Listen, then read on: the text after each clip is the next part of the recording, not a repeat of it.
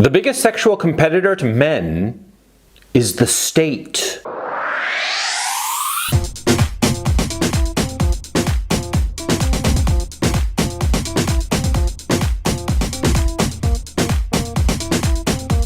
Yeah, it's very obvious because you see, in the past, men provided things for women. That was the whole point of it. Women provided sexual attractiveness, physical sexual attractiveness, which of course was a symbol, a sign rather, of fertility.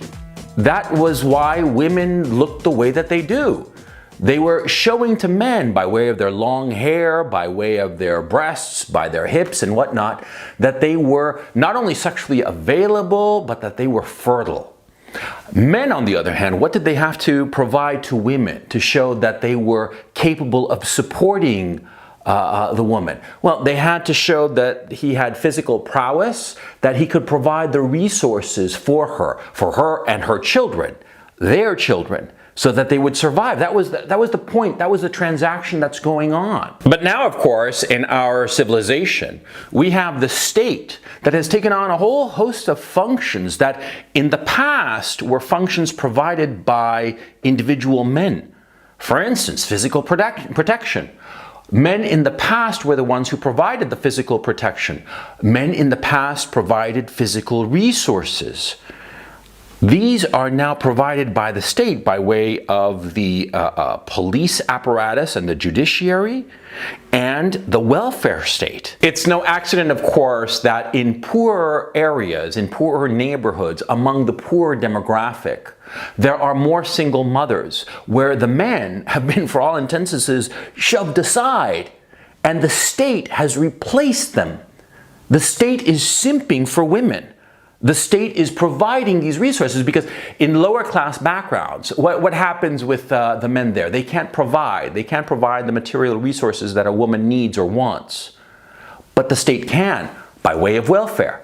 And so if the welfare state can provide women with a decent income, with money enough for her to buy whatever she wants, why is she going to hitch her wagon to some second-rate loser who can't? Why would she hitch her wagon to a man when she can hitch her wagon to the state? The state will provide her with everything that she needs. And in point of fact, in a democracy, the state will continue to increase the amount of goods and services it provides to women. Of course, in order to win their vote. Politicians in a democracy, they're not stupid. Politicians in a democracy recognize that women are half of the population. And so, of course, they're going to be talking about giving more social services to women. Why? In order to win their votes. And of course, women are going to vote for those politicians who promise to give them more resources. Of course they will. Because women are hardwired to desire more resources, not for themselves necessarily, but rather for their offspring, because, evolutionarily speaking, remember, women depend on the social environment to provide the resources to feed both herself and her child, because a woman with a child cannot provide for herself. And so, of course, in a modern democracy, she is going to be more interested in and supportive of a politician who promises more resources. Of course. That's why women vote Democrat. Yeah, and of course, in order to rebalance this situation, what would have to happen? You'd have to have a party that says, no, we need women to be attracted to men. We cannot have the state interfering in that dynamic between men and women.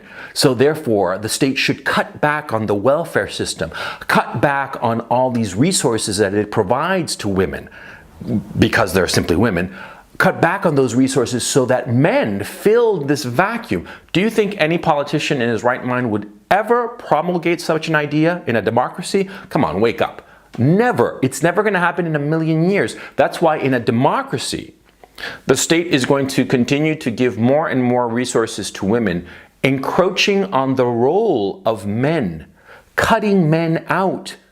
The state will continue to simp for women, because it's to the politician's advantage and it's to women's advantage. And the few men, like you and myself, for instance, who recognize this and point it out, we're going to be silenced. We're going to be called misogynist, troglodytes, all kinds of names, whatever name you can possibly imagine, because of course, if you are talking about getting in the way of any person, be they man, woman, or whatever, getting between any person and resources that come for free from the state, well, what do you think they're going to do? They're going to throw a big old tantrum. That's what they're going to do, of course. Think about it, yeah? You got some nice gravy train going, yeah? And somebody starts saying, you know, we should cut this gravy train. And what are you going to say? You're going to say, no, no, no, no, no. I don't want anybody to cut my gravy train. That's, of course, what you're going to say because you're a person, yeah? And we people, men, women, children, all of us, we are lazy. And if somebody is offering to give us something for free, of course we're going to take it. Women are no different. And women have been promised so much and they are given so much by the state, and that's what's happened. And the growth of the welfare state is what has made men get marginalized. The only men who are still in the game, as it were, are the high status men, the men who, quite frankly, can provide more resources than the state. Those men, the guys who are like middle class, solidly middle class and higher, who can provide a better living standard than the guy who's like slightly below middle class and everybody below him, well, those guys are doing okay. But as the state increases the amount of resources that it gives to women by way of laws that protect them, by way of welfare payments and whatnot, by way of all the things that politicians promise to women in order to get their votes, as that amount of goods, services, resources increases, the number of men who will be able to compete with the state will begin to shrink, as we have seen happen. Yeah, and so you have fewer and fewer men whom women are sexually interested in. Fewer and fewer chads at the top of the sexual hierarchy. They get the spoils, the sexual spoils of all the women. And a larger and larger group of men are left with the hairy palm and porn. That's basically it. That's their lives, which is horrible. But this is happening. How to change this, I have no idea. But this is what's happening. Don't pretend otherwise. Our civilization is literally destroying the sexual dynamics between men and women. In the name of providing resources for those who are poor, for women who are vulnerable and whatnot, which is perfectly fine. It's a perfectly fine sentiment. I'm not some monster saying that this is a bad sentiment, no. But it has created perverse incentives. It has created the situation whereby middle class, lower middle class, and lower class women are not interested in a man. No. Why would they be interested in a man? They're only going to be interested in a man who's fun to be around with, who's hot, but not a man who can provide them long term. Why would they look for a man who can provide for them long term? They have the state who will provide for them long term. That's the perverse incentive that the welfare state has created. And it affects men, you. I mean, I know that my audience is 97.5% men. I know who I'm talking to. You have to compete with the state. You have to be better than the state. In order to get a woman, you better be either extremely sexually attractive or upper middle class or higher in terms of material resources, or else you are going to be with no woman.